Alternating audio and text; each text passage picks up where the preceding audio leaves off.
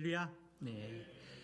24년도를 시작한 지가 엊그제 같은데 벌써 이제 3일밖에 남지 않은 시간이 되어졌습니다. 한 해 동안 여러 가지 일들도 많이 있었고 어려운 가운데 탈도 많았던 그야말로 다사다난했던 한 해였던 것 같습니다.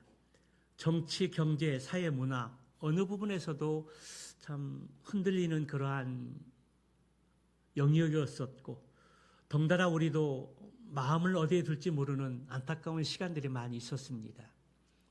그럼에도 불구하고 우리가 세상의 염려를 내려놓고 하나님 앞에 또 예배하면서 소망을 가질 수 있는 그 이유는 우리 주님 대신 주님이 계시기 때문입니다. 그래서 우리는 세상이 흔들리는 안타까운 삶의 현장 속에서도 우리가 정신을 바짝 차려야 하는 이유가 바로 그것입니다. 한 해를 돌아보면서 우리가 반성할 것들은 반성하고 회개할 것들은 회개하는 가운데 새해에는 위로부터는 성령의 능력을 덧입고 다시 한번 힘차게 출발할 수 있는 계기가 되기를 주님의 이름으로 축원합니다. 바둑에 보면 복기라는 말이 있는데요. 이 복기라는 것은 한 번 두고 난 그 바둑을 다시 처음부터 놓아보면서 돌아보는 것입니다.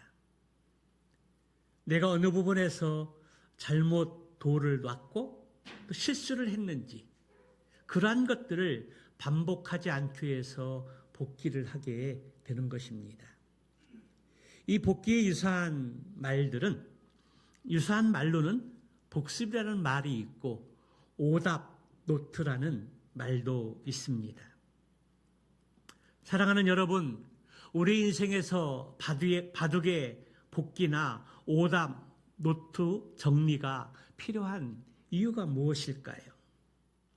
그것은 자신이 걸어온 길을 객관적으로 평가해서 잘한 것과 못한 것을 분명하게 구별하고 또 실수했던 것들이 발견되면 향후에는 같은 실수를 반복하지 않기 위해 그리고 더 발전하기 위함이라는 것입니다.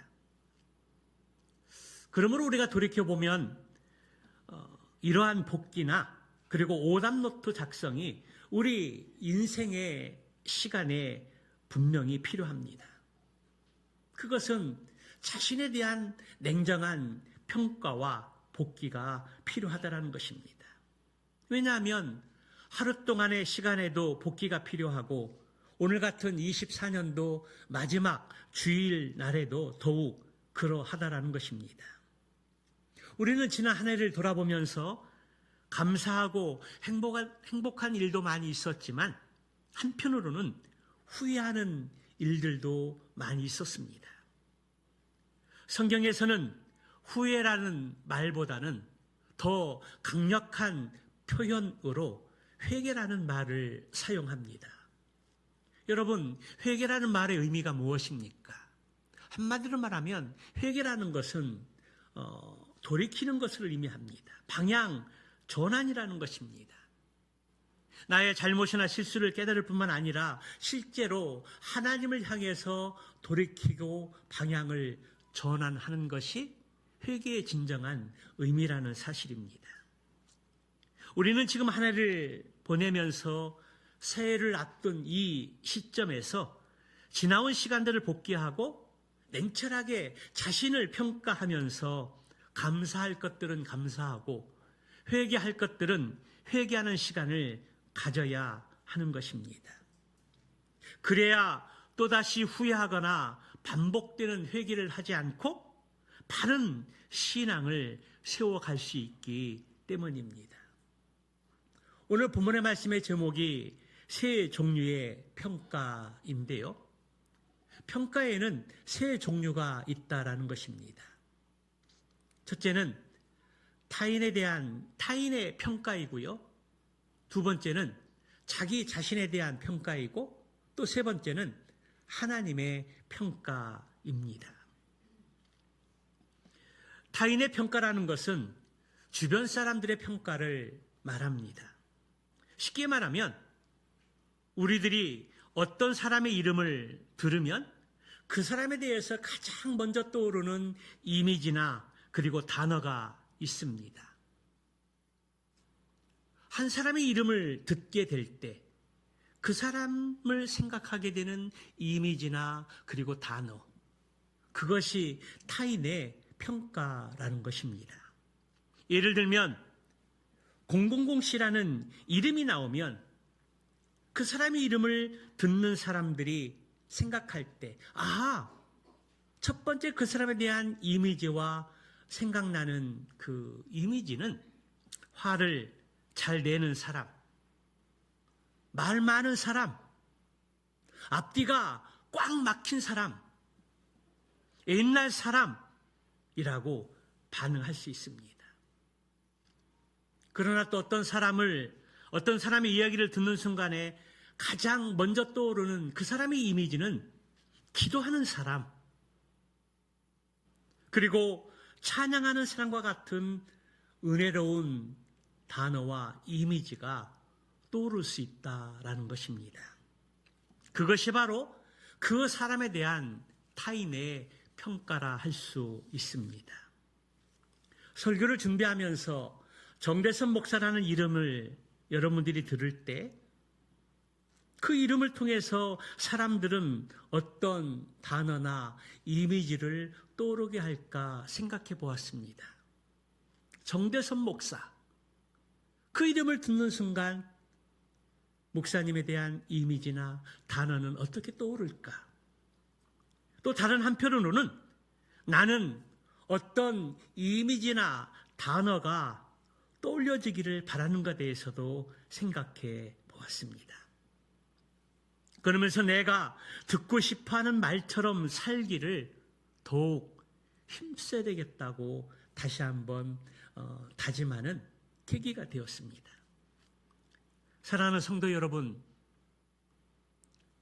여러분의 이름이 다른 사람에게 어떤 이미지를 떠올려질 것 같습니까? 또 앞으로 어떤 평가를 듣고 싶습니까? 분명한 것은 우리는 목사나 또 권사나 또 집사나 성도라는 그러한 이름으로 이 세상을 살아갑니다. 그 이름에 걸맞게 사는 사람도 있을 수 있고 그렇지 않은 사람이 있을 수 있다는 사실입니다. 우리는 성도의 이름에 걸맞는 이름대로 살아가야 합니다.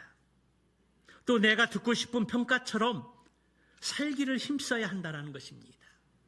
또한 타인의 평가를 들었을 때에 좋은 평가 앞에서는 겸손할 수 있어야 하고 부정적인 평가에 대해서는 그것을 되새기며 또 인정하고 고치는 용기가 필요하다라는 것입니다.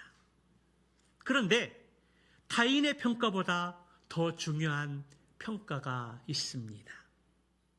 그것은 바로 자신의 평가입니다.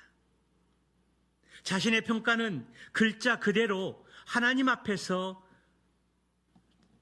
자기가 자신의 내면과 태도들에 대해서 객관적으로 보는 것입니다. 나는 어떤 사람인가? 어떤 삶을 살고 있고 그리고 어떻게 평가할 수 있을까? 흔히 이것을 반성이라는 말로 대신할 수 있습니다. 그리고 반성에는 후회를 만들어냅니다.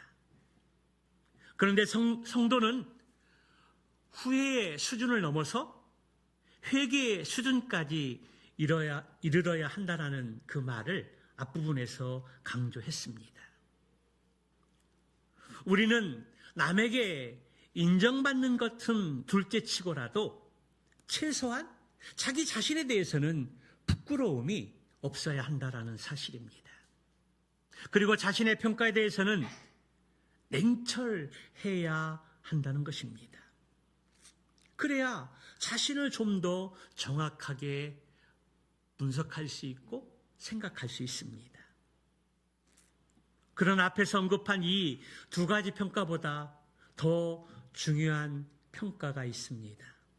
그것은 하나님의 평가입니다. 사실은 이것이 진짜 평가입니다. 우리는 흔히 타인의 평가에는 신경 쓰면서도 자신과 하나님의 평가에 대해서는 간과하기 쉽습니다. 만약에 타인의 평가에만 신경 쓰다 보면 자신과 하나님의 앞에서 정직하지 못할 수 있습니다. 그러나 하나님의 평가에 신경을 쓴다면 타인의 평가와 자신의 평가에 대해서는 자연적으로 좋아지게 된다는 사실입니다. 사랑하는 성도 여러분, 다시 한번 묻습니다. 타인들이, 주변의 사람들이 나의 이름을 듣고 나를 연상하거나 생각하는 단어와 이미지는 어떨 것 같습니까? 지난 1년 한 해를 돌아보면서 한번 생각해 보시기 바랍니다. 그리고 나 자신을 향한 냉정한 평가는 몇 점을 줄 수 있을까 생각해 보시기 바랍니다. 그리고 더 중요한 것은 타인의 평가와 자기 자신의 평가보다 하나님에 대한 평가라는 사실입니다. 우리가 하나님 앞에 섰을 때 우리는 주님으로부터 어떤 평가를 받을 수 있을까? 그것이 우리 인생의 가장 중요한 삶의 방향이 되어야 하고, 또 하나님 앞에 섰을 때 정말 잘하였도다 착하고 충성된 종아, 그러한 평가를 받을 수 있도록 우리가 최선을 다해야 한다라는 사실입니다.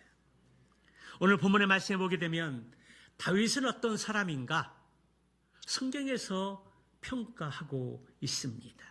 우리 13절을 다시 한번 같이 보도록 할까요? 같이 봅니다. 시작.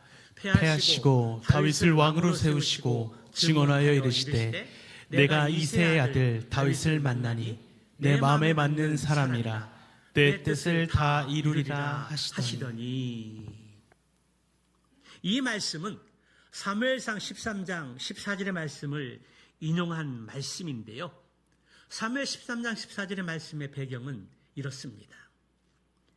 이스라엘이 블레셋과의 전쟁을 앞에 두고 출정하기 전에 하나님 앞에 번제와 화목제를 드리게 되어 있습니다. 이스라엘은 큰 대사를 앞두고 늘 하나님 앞에 예배의 시간을 드렸습니다. 그런데 출정을 앞두고 긴장된 상황 속에서 하나님 앞에 번제와 화목제의 제사를 드려야 되는데 예배를 주관하는 사무엘 선지자가 늦는 것입니다. 약속한 7일이 지나도 사무엘이 오지 않는 것입니다. 그래서 조급한 마음이 생긴 사울 왕이 번제물을 가져오게 하고 그 화목제와 번제물을 예배를 주관하고 예배를 드리게 되어진 것입니다. 그런데 공교롭게도 이 제사가 끝난 직후에 사무엘이 당도한 것입니다. 그런데 여러분, 번제와 화목 제물을 주관할 수 있는 사람은 누구입니까? 바로 제사장 사무엘입니다. 사울이 그 나라의 왕이지만 사울 왕이 할 수 있는 것이 있고 하지 말아야 할 것이 있습니다. 왕이기 때문에 모든 것을 다 할 수 있을지 모릅니다. 그러나 제사 부분만큼은 하나님 앞에 예배하고 주관하는 그 일만큼은 오직 사무엘한테만 하나님이 맡기셨다는 사실입니다. 블레셋과의 전쟁에 출정을 앞두고 조급해진 그 마음, 그래서 사무엘이 드려야 할 그 제사를 사울 왕이 드린 것입니다. 그 선을 넘은 것입니다. 제사장이 할 그 영역을 침범한 것입니다. 그때 사무엘이 사울 왕에게 하는 말씀이 무엇입니까? 성경은 그것을 불순종이라고 이야기를 하고 있고, 더 나아가서 하나님께서 사울 왕을 버리는데, 폐위하는데 빌미가 되어졌다라는 사실입니다. 이 일 후에 사무엘이 사울 왕에게 하는 말이 바로 사무엘상 13장 14절의 말씀입니다. 우리 한번 같이 보도록 할까요? 같이 봅니다. 시작. 지금은 왕의 나라가 길지 못할 것이라. 여호와께서 왕에게 명령하신 바를 왕이 지키지 아니하셨으므로 여호와께서 그의 마음에 맞는 사람을 구하여 여호와께서 그를 그의 백성의 지도자로 삼으셨느니라 하고. 사울 왕의 날이 길지 못할 것이라는 겁니다. 하나님의 명령에 왕이 지키지 않았다는 것입니다. 그래서 하나님은 마음에 맞는 사람을 구하여 백성의 지도자로 삼을 것이다, 그렇게 말씀하십니다. 그리고 사도행전 13장 22절의 말씀이 바로 그 말씀입니다. 다시 한번 보도록 할까요? 같이 봅니다. 시작. 패하시고 다윗을 왕으로 세우시고 증언하여 이르시되 내가 이새의 아들 다윗을 만나니 내 마음에 맞는 사람이라 내 뜻을 다 이루리라 하시더니.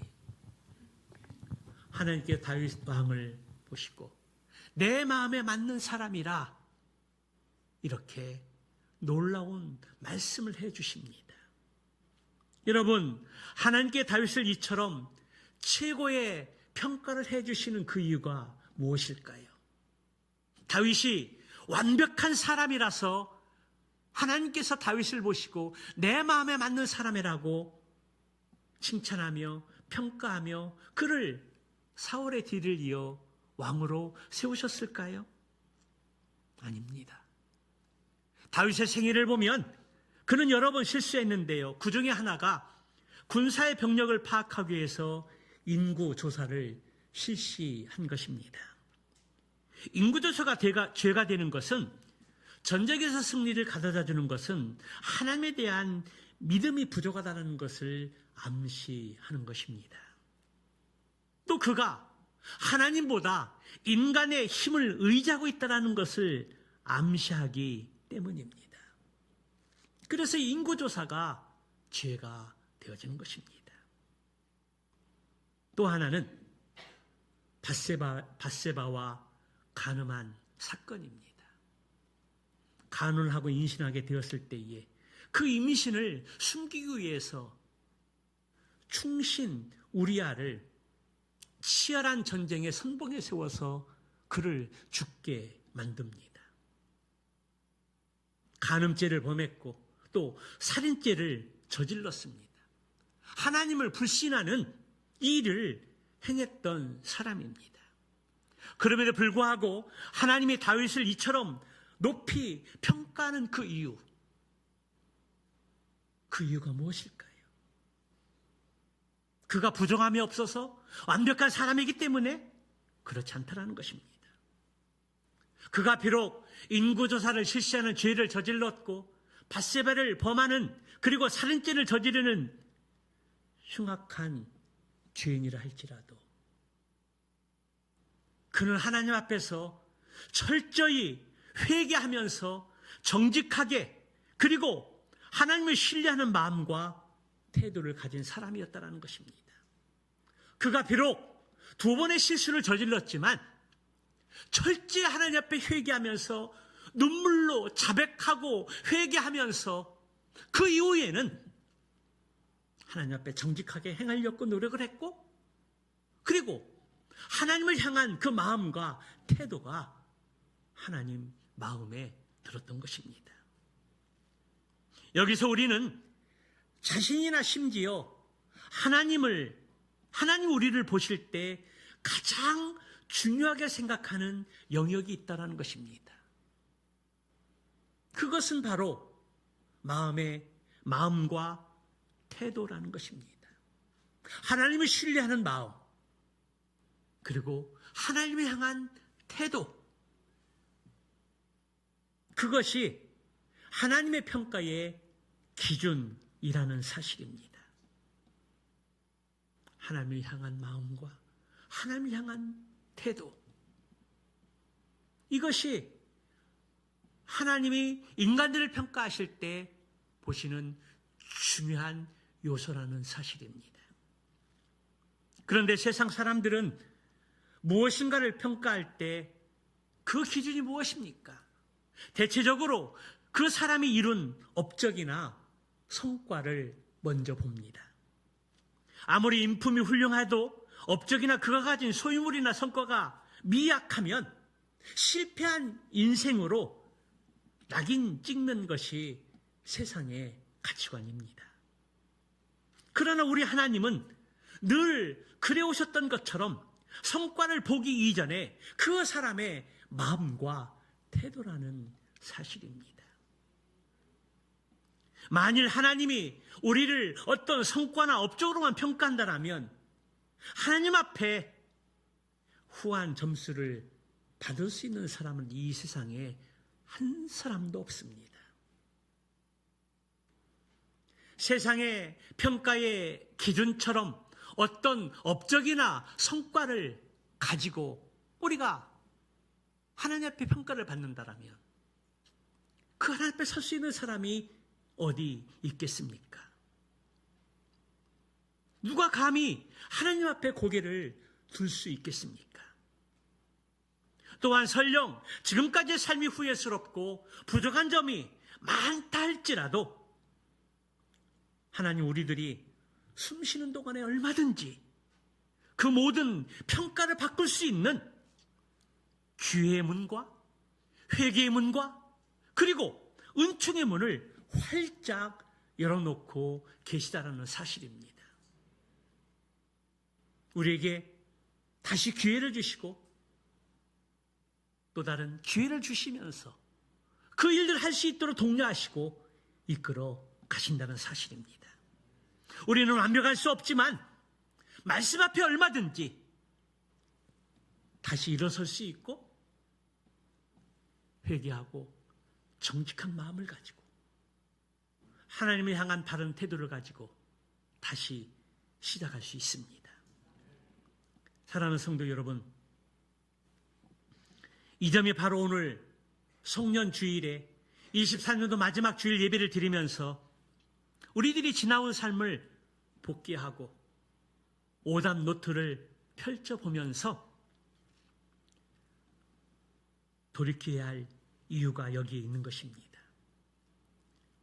사랑하는 성도 여러분, 그러므로 우리가 타인들의 평가를 받게 될 때에 고칠 점이 깨달아지면 자존심만 내세우거나 그 평가에 대해서 분노하지 말고 나의 어떤 점이 그렇게 비춰지게 했는지 복귀하면서 돌이키고 회개하는 가운데 우리의 삶을 바로할 수 있는 기회가 되시기 바랍니다.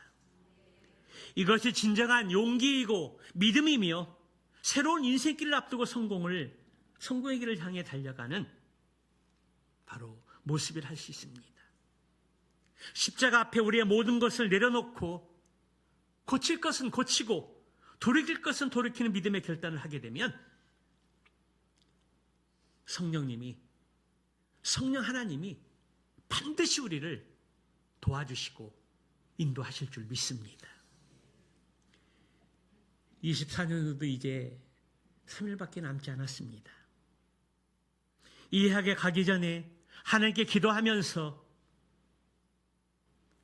24년을 시작하면 새로운 계획들을 세웠는데 그것을 실천하지 못하고 살지 못했다면 그 이유가 무엇인지 복귀하고 그리고 오답노트를 꺼내서 다시 한번 우리 자신을 살펴보면서 하나님의 말씀과 기도 가운데 다시 결단할 수 있는 기회가 되시기 바랍니다. 그리고 이 해가 가기 전에 내가 용서를 구할 것이 무엇인지, 용서해야 될 영역이 무엇인지 그 부분들을 다시 한번 면밀히 살펴보면서 용기를 내어 결단하고 관계를 회복할 수 있기를 주님의 이름으로 축원합니다. 그래야 새해에는 더욱 타인의 평가에 대해서 겸손하며 자신의 평가에 대해서는 냉철하고 하나님의 평가에 대한 것은 더 관심을 갖고 예배와 말씀과 기도 가운데 새롭게 세워갈 수 있습니다. 그리고 오늘 성경이 다윗을 평가하고 하나님이 다윗을 보았을 때에 내 마음에 합한 사람이라, 내 마음에 맞는 사람이라, 내 마음에 꼭 드는 사람이라고 하나님이 그렇게 다윗을 향하여 말씀하시고 평가했던 것처럼 우리도 다시 한번 우리 인생들을 복귀하고 오답노트를 꺼내놓고 그것을 보면서 버릴 것은 버리고 고칠 것은 고치고 돌이킬 것은 돌이키고 회개할 것들은 회개해서 다가오는 25년도 새해에는 우리도 하나님 앞에 다윗처럼 내 마음에 합한 사람이라, 내 마음에 맞는 사람이라, 내 마음에 꼭 드는 사람이라고 그렇게 평가받을 수 있는 저와 여러분들의 삶이 되시기를 주님 이름으로 축원합니다.